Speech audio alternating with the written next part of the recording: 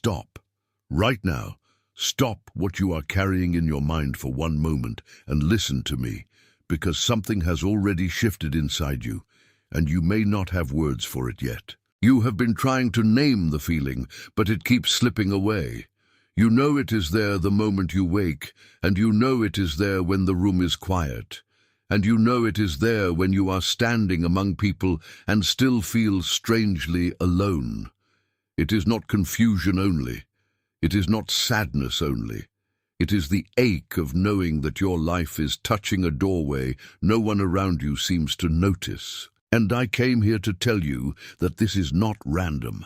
By the end of this message, you are going to recognize the signs that have been following you, the pattern underneath those signs, the older wound beneath that pattern, and the return that is already waiting for you on the other side. Stay with me, because what I am about to name is for you. By the time we are finished, you are going to understand why certain moments keep repeating in your days. You are going to see why old places no longer fit the same way. You are going to hear what your spirit has been trying to say, through restlessness, through interruption, through quiet pressure that never fully leaves you alone. And before this ends, I am going to speak a declaration over your life that will seal what has already begun to open. This message reached you by appointment, not accident. It found you at the hour when pretending has become too heavy, when silence has become too loud, and when the part of you that has been waiting for confirmation can no longer be ignored. Something has been happening to you, and you have felt it in ways that are easy to dismiss if you are not paying attention. You wake at the same hour again and again, even when you tell yourself you are tired enough to sleep through the night. You open your eyes and there is that familiar stillness, that strange inner alertness, as if something in you rises before the rest of the house does. It keeps happening, and you keep wondering whether it means anything. Then there are the waves. One moment you are steady, and then without warning a heaviness moves through you, or a tenderness, or a grief that does not seem to belong to the day you are in. Nothing visible changed, but something inside you did. You laugh at the table, and later you sit in the car or in the shower and feel that deep swell of emotion that has no obvious source. You have been calling it random, but it is not random. It is revealing that your inner world is no longer willing to remain numb, and you have noticed how some conversations now feel thin. People can speak to you, and you can answer, but something in the exchange no longer lands the way it used to. Words that once held weight now sound like they are arriving from far away. Plans that once excited you now feel like motions you can complete without your heart entering the room. That does not mean you have become cold. It means you have outgrown a layer of life that used to be enough. You may also have seen the signs that keep appearing in the ordinary places. The same numbers, the same sequence, the same unusual repetition across unrelated moments, as if the day keeps tapping your shoulder in the same language until you finally look back. A receipt, a clock, a page number, a license plate, a message that arrives at the exact moment your thoughts were turning in that direction. You notice it, then you try to explain it away, then it appears again and again. These are not disturbances, they are confirmations.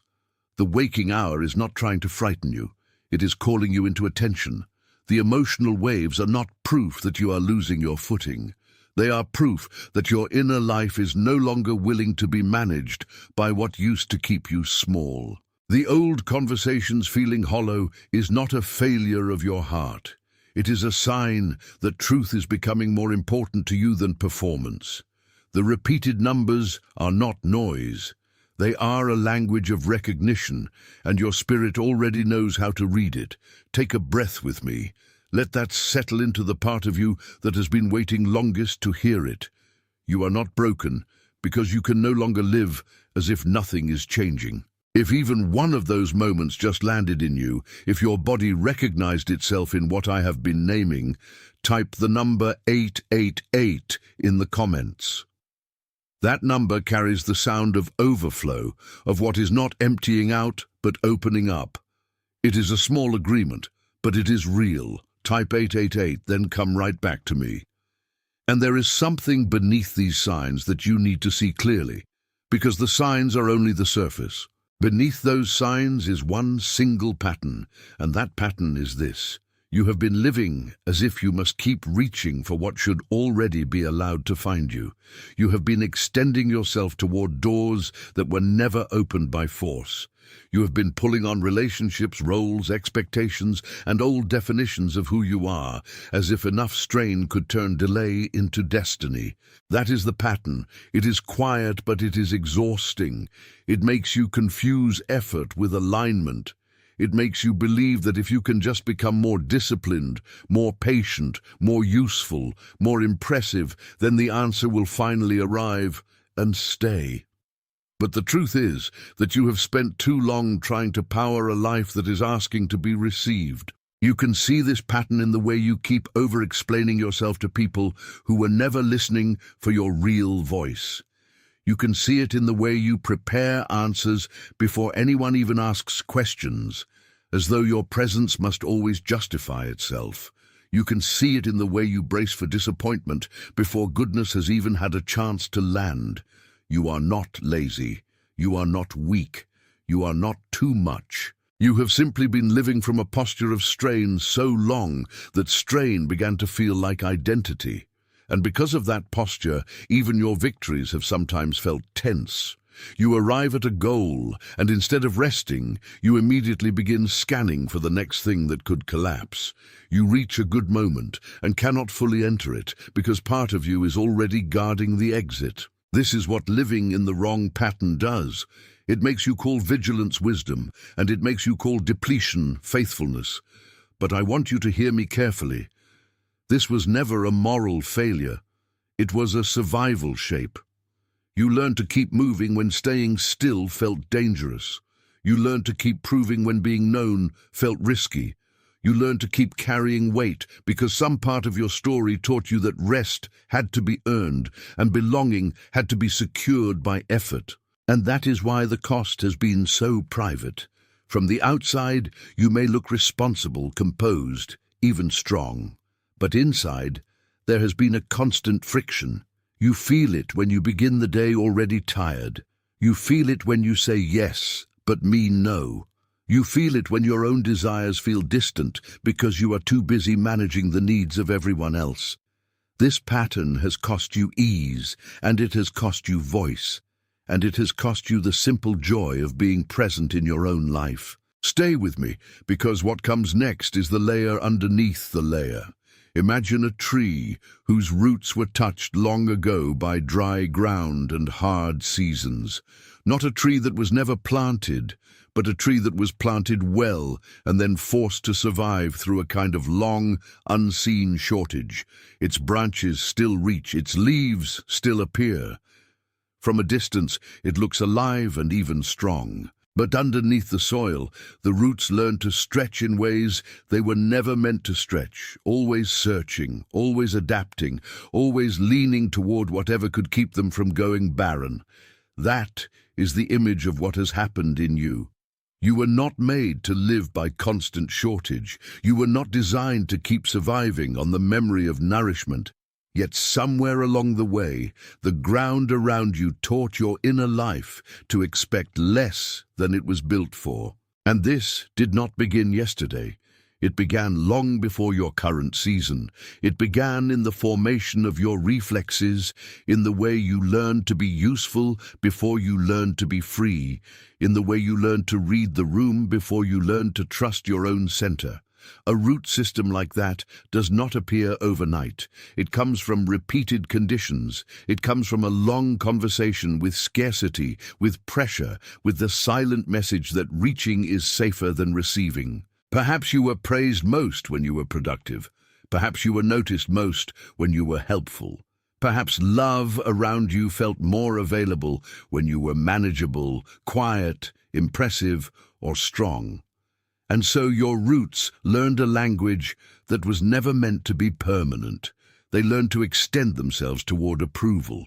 They learned to hold tight to what was already slipping away. They learned to behave as if every season could become winter again without warning.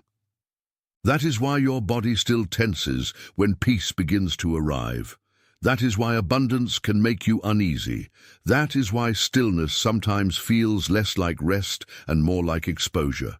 Your system remembers the old soil, even when your spirit is standing in a different place. The tree is alive, yes, but the roots have been trained to expect drought. And somewhere in that training, your voice was dimmed, not erased, dimmed. A tree can still stand when the light beneath it is reduced, but its fruit changes, its posture changes, its confidence in the wind changes. In the same way, you may have learned to sound smaller than you are, to soften what you know, to delay what you want, to leave your deepest knowing unspoken until you are sure it will not be rejected. That is what dimmed roots do. They make even living things doubt their own sap. But here is the mystery.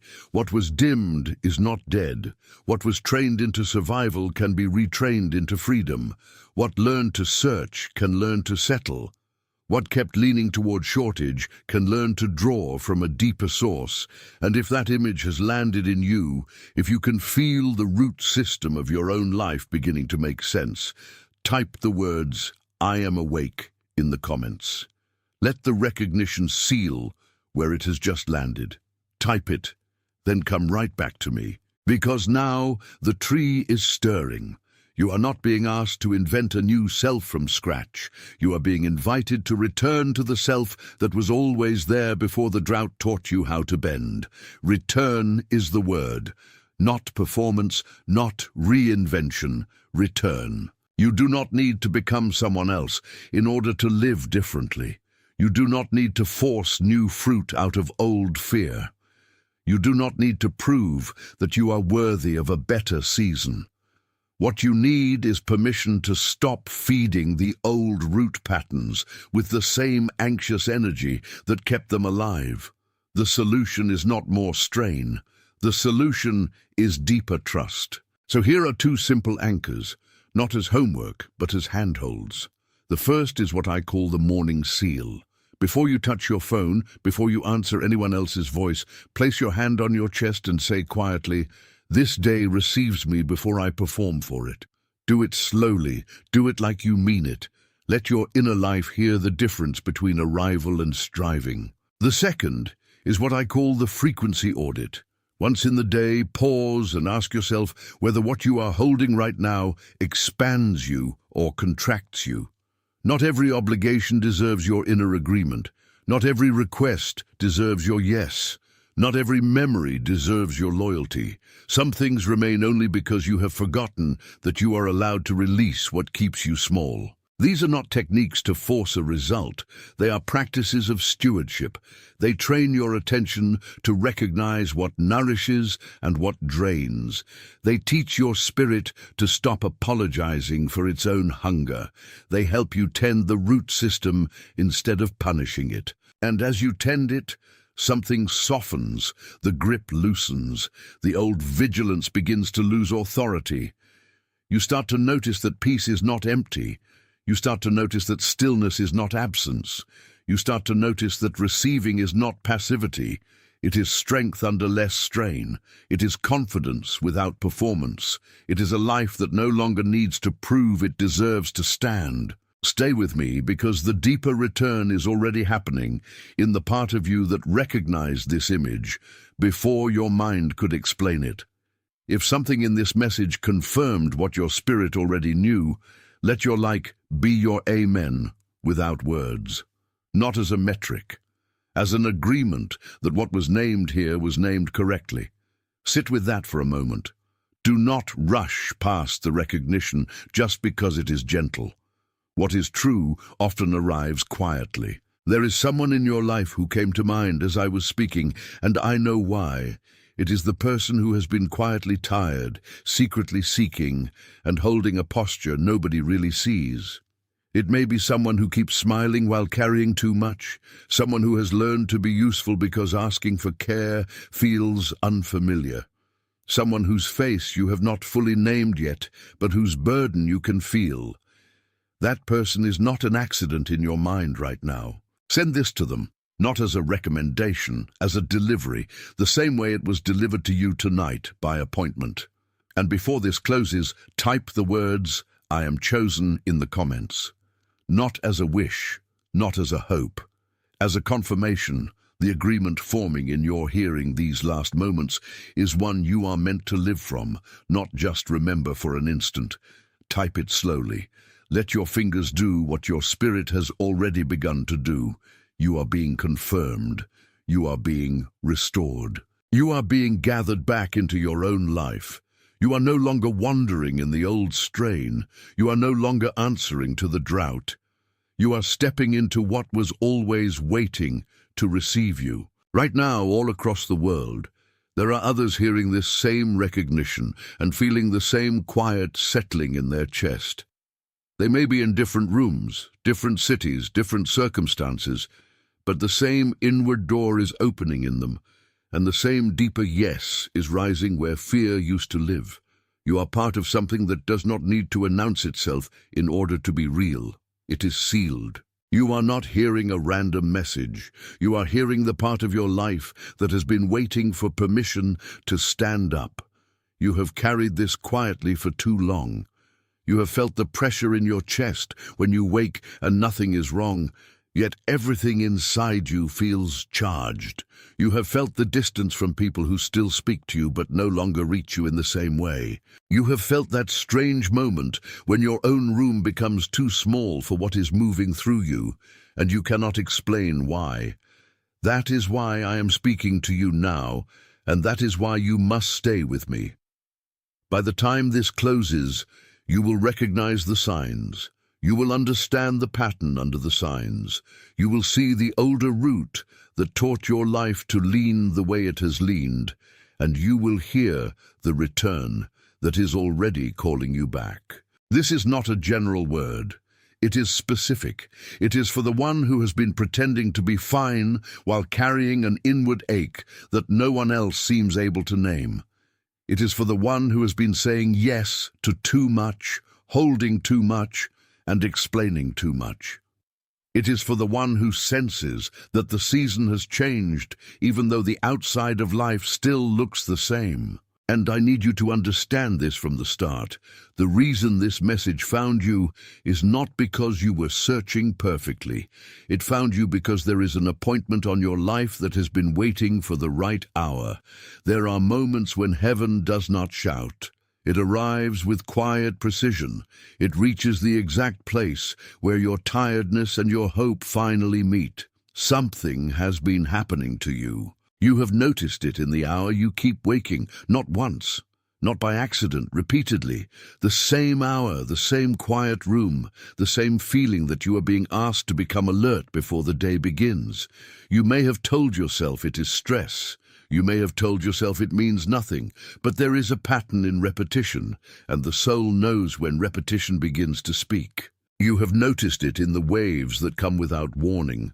A calm afternoon, then suddenly a heaviness, a normal conversation, then suddenly a rush of emotion that does not belong to the moment, a song, a sentence, a memory, a smell, and then that deep internal stirring that seems to open something beneath your ribs.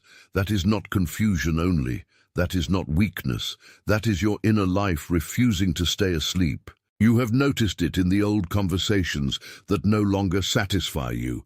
The same stories, the same people, the same polite exchanges that once felt enough and now feel thin in your hands. It is not that you have become superior. It is that your spirit no longer agrees to live on what used to be enough. The words are still there, but the life inside them has changed. You have noticed it in the repetition of signs that arrive through the ordinary world, numbers that keep appearing in places too disconnected to be dismissed, moments that line up too neatly to be coincidence, a phrase you hear twice, a name that returns, a clock that seems to catch your attention again and again. It is as if the day itself has developed a way of tapping your shoulder until you finally turn.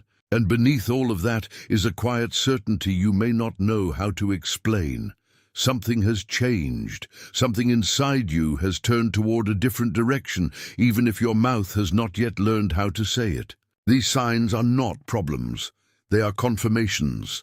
The hour you keep waking is not there to punish you. It is there to summon your attention. The waves that arrive without warning are not there to embarrass you. They are proof that your inner life is no longer willing to live numbed. The hollow conversations are not there to shame you. They are there to reveal that you have outgrown what once sounded normal. The repeating numbers are not there to confuse you. They are there to tell you that your hearing is becoming sharper. So take a breath. Let your shoulders drop. Let your mind stop fighting the evidence for one moment. What is happening in you is not a breakdown of meaning. It is the return of meaning. If even one of those signs landed in you, if your body recognized itself in what I have named, type the number 888 in the comments. That number carries the sound of overflow, the sense that what has been held back is not gone, only waiting to move. It is the smallest agreement, but it is real. Type 888, then come back to me. But there is something beneath these signs. Beneath those signs is one single pattern. And the pattern is that you have been living as though you must keep reaching for what was already meant to come toward you. You have been pulling on what does not answer to pressure. You have been stretching yourself toward doors that do not open by force. You have been confusing constant effort with faithful alignment, and it has cost you more energy than you know. This pattern is subtle because it looks noble from the outside. It can look like responsibility. It can look like maturity. It can look like the kind of endurance that people praise when they do not know the private price. But inside the pattern, you are always bracing. You are always preparing for delay. You are always ready to carry a little more than you should have to carry. You live as if your life must be negotiated into place. That is why even good things can feel tense to you. You receive a blessing, and part of you immediately checks whether it will stay. You are given a quiet moment, and part of you starts scanning for what will interrupt it. You are offered tenderness, and part of you wonders what it will cost. This is what happens when a person has spent too long living in a posture of strain. Strain becomes familiar, ease begins to feel suspicious. And this pattern has touched many parts of your life. It has shown up in the way you stay too long, in places that no longer feed you. It has shown up in the way you keep trying to be understood by people who only know how to manage the version of you that is easiest to handle. It has shown up in the way you delay your own needs until they become a low, constant ache that no longer surprises you because it has become normal. You were never weak for doing this. You were never foolish for learning to survive. You were never wrong for becoming careful. Somewhere, at some point, your life taught you that reaching was safer than receiving. And so you reached. You learned to be impressive before you learned to be rested. You learned to be useful before you learned to be free. You learned to keep moving before you learned to be held. That was never your fault. It was adaptation. It was a response to a world that gave you reason to tense. It was a reflex built under pressure. But a reflex is not the same thing as destiny. And the hidden cost of staying in this pattern is not only exhaustion, it is the quiet loss of yourself. When you live this way long enough, you begin to forget what it feels like to want without apologizing. You begin to forget what it feels like to rest without earning it. You begin to forget what it feels like to belong without performing. You begin to forget the sound of your own voice when it is not trying to justify its existence. Stay with me, because there is a layer underneath this one, and it explains why the pattern took hold so deeply. Imagine a tree, not a tree in bloom, but a tree whose roots were formed in a season when the ground was dry and the air was demanding. The tree still stands, it still reaches, it still survives, but its roots learned a long time ago to search harder than they should have had to search. They grew outward in hunger. They learned to stretch toward water that might not be there. They learned to hold the trunk steady while the soil around them offered less than enough. That is the image of your inner life, not broken, not dead, overtrained for shortage. The roots of such a tree do not forget the old ground quickly. Even when rain arrives, they remain suspicious for a while. Even when nourishment returns, they keep testing it. Even when the wind softens, they still remember the years when every movement had to be measured. So the tree appears strong, but underneath the bark there is a long memory of scarcity. That memory changes the way the whole tree lives. And this is what happened to you long ago. Something in you was formed under conditions that taught you to expect less than you were built for. Maybe you were praised most when you were helpful. Maybe you were safest when you were quiet. Maybe you were noticed only when you were productive, pleasant, or easy to carry. Maybe your tenderness had no space to unfold because the environment around you required speed, strength, or control. So the roots adapted. They learned to search for approval. They learned to hold tight to what might disappear. They learned to read every atmosphere before they spoke. They learned to brace for drought even in seasons where no drought was present, and over time this became so normal that you mistook it for personality. But what you call personality may have been protection. What you call being strong may have been long-term strain. What you call being careful may have been a heart that learned not to trust ease. The tree image matters because it tells the truth without blaming you. A tree does not shame its roots for growing where they had to grow. It simply reveals what kind of weather formed them. And your life has been formed by weather too. Some of it was beautiful, some of it was harsh, some of it taught you resilience, some of it taught you concealment, some of it made you wise, some of it made you guarded. And somewhere in that history, your voice dimmed, not disappeared, dimmed. A tree can be full of life and still give less fruit than it was meant to give if the light under it has been reduced for too long. In the same way, you may have learned to speak smaller than you are. You may have learned to wait for permission that never arrives. You may have learned to keep the deepest truth inside because the soil around you did not know how to receive it. That is why there are places in your life where you have been present but not fully expressed. Places where your body arrived but your spirit stayed waiting outside the gate. Places where you have been surviving but not fully flowering. The roots are alive, yes, but they have been trained by old conditions, and now the tree is beginning to stir. Something in you is turning toward the light again. Something in you is no longer content to live only by old reflex. Something in you is remembering that survival is not the same thing as full life. The roots are beginning to loosen from the old scarcity.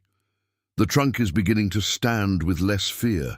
The branches are beginning to expect more than they used to expect. If something inside you just sealed while you were hearing that image, if the tree and the roots and the old weather landed in a place you cannot fully explain, type the words, "I see it," in the comments.